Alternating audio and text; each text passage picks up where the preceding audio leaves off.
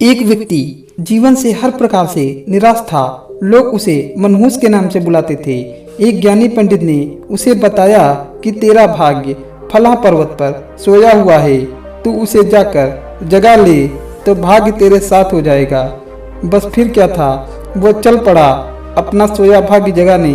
रास्ते में जंगल पड़ा तो एक शेर उसे खाने को लपका। वो बोला, भाई मुझे मत खाओ, मैं अपना सोया भाग्य जगाने जा रहा हूँ। शेर ने कहा कि तुम्हारा भाग्य जाग जाए तो मेरी एक समस्या है, उसका समाधान पूछते लाना। मेरी समस्या ये है कि मैं कितना भी खाऊं, मेरा पेट भरता ही नहीं। हर समय पेट भूख की ज्वाला से जलता रहता है। मनहूस ने कहा, ठीक है। आगे जाने पर एक किसान के घर उसने रात बिताई। बातों बातों में पता चलने पर कि वो अपना सोया भाग्य जगाने जा रहा है। किसान ने कहा कि मेरा भी एक सवाल है, अपने भाग्य से पूछकर उसका समाधान लेते आना।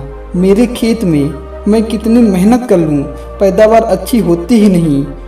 मेरी शादी योग्य एक कन्या है, उसका विवाह इन परिस्थितियों में मैं कैसे कर पाऊँगा।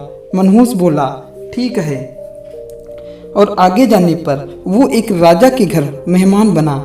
रात्रि भोज के उपरांत राजा ने ये जानने पर कि वो अपने भाग्य से मिलने को जा रहा है, उसने कहा कि मेरी परेशानी का हल भी अपने भाग्य से पूछते आना।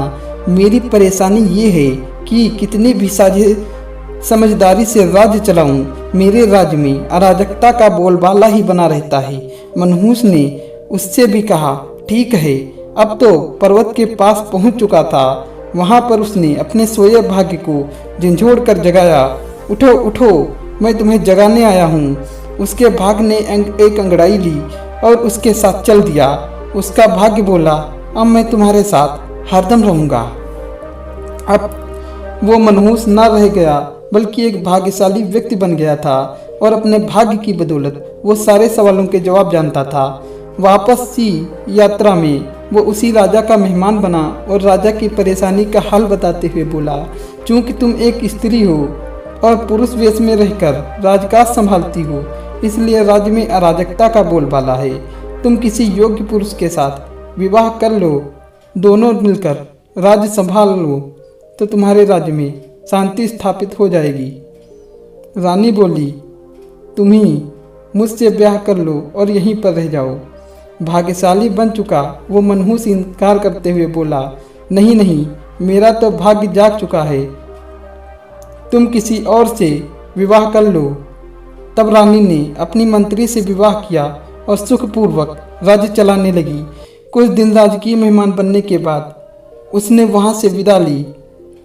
चलते चलते वो किसान के घर पहुंचा और उसके सवाल के जवाब में बताया कि तुम्हारे खेत में 7 कलश हीरे जवाहरात के गड़े हुए हैं। उस खजाने को निकाल लेने पर तुम्हारी जमीन उपजाऊ हो जाएगी और उस धन से तुम अपनी बेटी का ब्याह भी धूमधाम से कर सकोगे।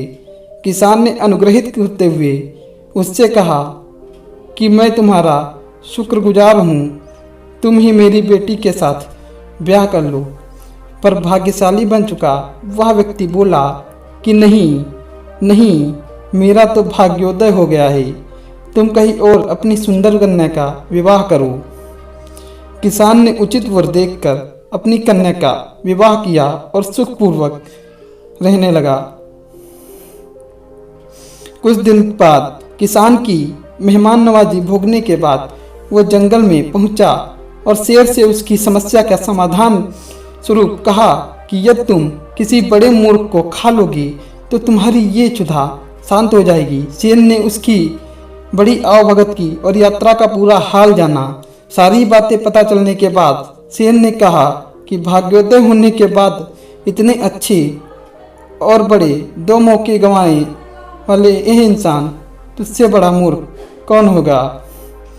तुझे खाकर ही मेरी भूख शांत होगी। और इस तरह वो इंसान शेर का शिकार बनकर मृत्यु को प्राप्त हुआ।